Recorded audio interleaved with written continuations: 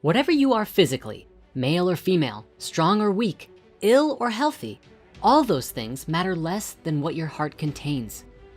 All those other things, they're the glass that contains the lamp, but you are the light inside. Today we're diving into the core of our experience here on Earth, exploring the very thing that arguably connects us all and makes us who we are.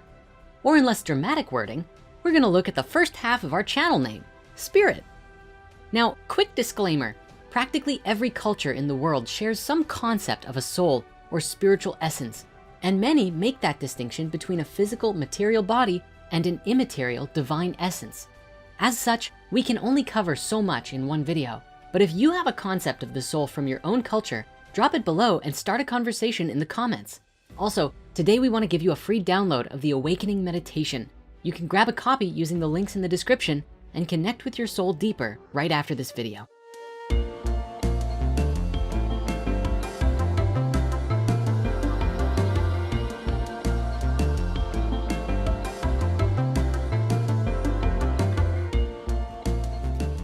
So, the soul, huh? That thing that basically every culture shares some understanding of and yet isn't considered real by mainstream science. Everyone has talked about it at some point, from ancient philosophers to Instagram gurus, and most of us have probably some idea of what it is. Even scientists have used the term soul, metaphorically at least, to describe the essential nature of a subject.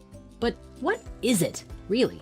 What does it look like? Does it float around like a ghost on Halloween? Is it something inside of our bodies, around us, or off somewhere else? And what about our own depiction from the balance card in Patch Tarot? If you've ever asked anything like this, then you're actually thinking in line with some of the greatest philosophers of antiquity. In the Western world, our understanding comes mostly from the Greek mystery schools.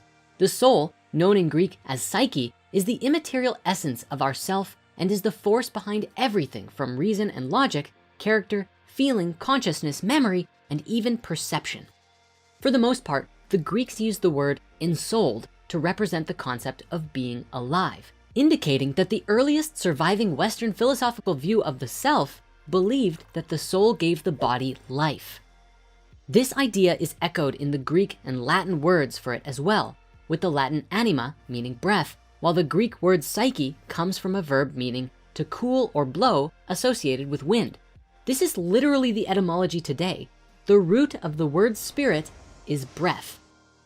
Interestingly, Plato believed that even after death, the soul exists and is able to think.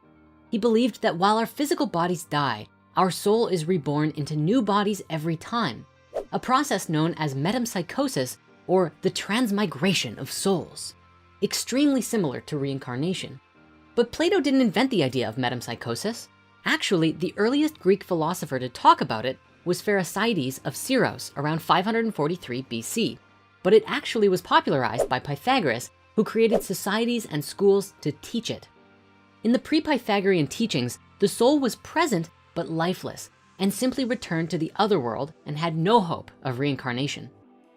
In Platonic thought though, the soul had three parts: the logos, which was the mind and part that allowed us to engage in logic and reason, located in the head; the masculine aspect, thymos, which was responsible for emotion and willpower and found in the chest; and finally, the feminine eros, which was responsible for love and desire, found in the stomach. According to Plato's ideas, this Trinity soul was similar to a state's class system in that, to work properly, each part needs to contribute to the wider whole. However, in contrast, Aristotle believed that only the logos got reincarnated and put forth the belief of different kinds of souls: plants, animals, and humans, which is something we covered in our first science video. Now, we don't really know how this westernized reincarnation idea came about in Greece, since Pythagoras likely didn't get it from Egypt, but some historians have argued that it has its roots in Orphic tradition. You know, that story of the guy with the harp going down into the underworld to bring back his dead girlfriend. You see, Orpheus is said to have taught that the soul continues its journey after death, alternating between a separate, untethered existence and a fresh reincarnation, which is what laid the groundwork for the later Eleusinian mysteries. Amazingly, during the Roman conquests of Gaul later on, both Polyhistor and Julius Caesar noticed that the Celtic Druids had an extremely similar belief about the soul in Europe, stating that The Pythagorean doctrine prevails among the Gauls' teachings that souls are immortal and that after a fixed number of years, they will enter into another body, with Caesar even arguing that the main object of all education, among the Druids at least, is to imbue their scholars with the firm belief in the indestructibility of the human soul, which, according to their belief, merely passes at death from one tenement to another. Naturally, scholars argue that such similar beliefs are a descendant of Proto-Indo-European religious thought, but that's a whole video on its own. But what of other cultures? Well, let's take a trip to the desert. Throughout their history, Egyptians believed that there were 9 or so different parts to the human soul. First, you had the Chet, the physical body, translating as the sum of bodily parts. Chet was super important to allow the soul to incarnate and have intelligence, as well as be judged by Anubis upon death, which is why they placed such a big emphasis on preserving the body. Before a person could be judged by the gods, they had to be awakened through a series of spells designed to reanimate them, something called the opening of the mouth ceremony. If this process was completed, then the Sa would be created, which was kind of like a spiritual body double like you see in Doctor Strange. The Sa was what allowed you to interact with the Duat or astral and talk to the gods. However, it also had a negative aspect and was the part of the soul that could come back to haunt people if they got screwed over in life. Another major part was the heart, known in Egyptian as the Ib. Depending on the school, they often believed that the heart was the seat of emotion, thought, willpower, and intention. Something that is super cool, a lot of Egyptian words and phrases incorporate the word Ib. For instance, in the teachings of Ptahhotep, there is a line often translated as, "Do not vent your anger," but more literally the translation would be, "Do not wash your heart." And when it came to adjectives, they usually made no distinction between the mind and the heart with regard to emotion or thought. Next, we had the most famous aspect, the Ka. This was one probably most similar to the Greek psyche, since it was considered the vital essence or breath that distinguished between a living person and a dead one. It was believed that the Ka was breathed into you at birth and left you upon death. Interestingly, this was the aspect of the soul people gave offerings to in little Ka shrines in tombs, as it was thought that it could eat and drink the spiritual essence of stuff. Closely related to the Ka, there was the Ba. This was probably the closest in nature to what we would call the ego today. It made up everything that made us an individual and unique, such as our self-identity and individuality. Where things get a bit weird though, is that random objects could also have a Ba, with a lot of people referring to their tombs as their own Ba. It was an aspect of yourself left behind after death, kind of like a living memory. However, Egyptologist Louis Vico Zabkar argues that the Ba is not just a part of the person, but is the person themselves. Funnily enough, when it's used in the plural, Ba'u, it meant reputation or power. Oh, it was also depicted as a U-headed bird. So yeah, imagine astral birdseed. Next was the Shut or shadow self. This is a weird one because it didn't necessarily mean the bad parts of our soul, but more like something that was always there and thought to represent some aspect of yourself. Sometimes a statue or picture of yourself was said to contain your shadow. Linked in with this is another part known as the Sechem.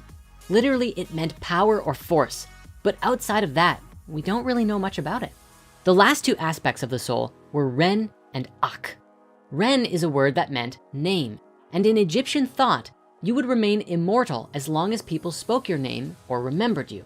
So when we found Tutankhamun in 1922, Howard Carter probably accidentally woke him up on the astral. Your soul name was the place where memories were stored, as well as all of your experiences. So that's why a lot of Egyptian monuments have names written all over them, because writing them down helped to keep your soul alive. As a result, erasing someone's name was one of the worst things you could do, which is actually what happened to Akhenaten and Tutankhamun. The final aspect is the most interesting. The Ak was one of the magical aspects of the soul and represented the part of you that became a being of pure light after death. While it was actually thought to be responsible for thinking, it was also thought and feeling personified as an actual entity. And as a result, it would only emerge once the Ka and Ba, the other aspects of your soul, came together and were unified into a complete whole after completing their journey. Naturally, there's so much more to Egyptian philosophy, so we encourage you to look into it yourself. If we continue our journey into ancient traditions and head further east for a moment, we find a similar idea of multiple souls in Chinese traditional religions. In Chinese myth, an individual was said to have a cloud soul and a white soul. The cloud, known as Han in Chinese, no, not the villains from Mulan, was your immaterial, spiritual, and yang soul, which left the body after death.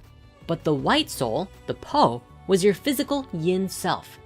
In Taoism, there's sometimes a belief that we had 3 Han souls and 7 Po souls. We actually find a similar idea to Plato and Aristotle in that the Han controlled our intellect and reasoning, whereas the Po was our animalistic soul that controlled our physical growth. While the Han looked similar to us with a body, the Po was said to be a disc shaped like the moon. In fact, one of the main goals of Taoist alchemy was to return the Han and Po back to the body, standing on the belief that in most cases, the Po, our physical desires, controlled the Han, our true spiritual self, which led to decay and death eventually. However, through breath and alchemy, we could reverse the respective roles so that our true soul could control our physical self, which is what led to immortality. Now, we've also covered the discussion of the soul in Buddhism before in our episode about the ego, so we won't go much into it here. But essentially, in contrast to Vedic and Hindu traditions that believed we had a true higher self that stayed with us throughout our lifetimes, known as the Atman, many early Buddhist schools adopted the philosophy of anatta, a non-self teaching, a belief that there is no unchanging, permanent self, soul, or essence in anything. While the Buddha often argued that we didn't have a soul, there were still discussions of karma and rebirth, so texts that talked about a soul were often two-sided.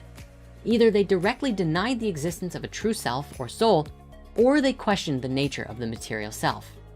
As a result, the Buddha was supposedly critical of saying the soul was responsible for karma or reincarnation, instead depending on the school of thought that was a form of universal energy that made its way back into bodies, but even that is up for debate. Peter Harvey has pointed out a paradox in Buddhist literature that some early texts describe the achievement of nirvana as gaining a mature self that knows everything as selfless.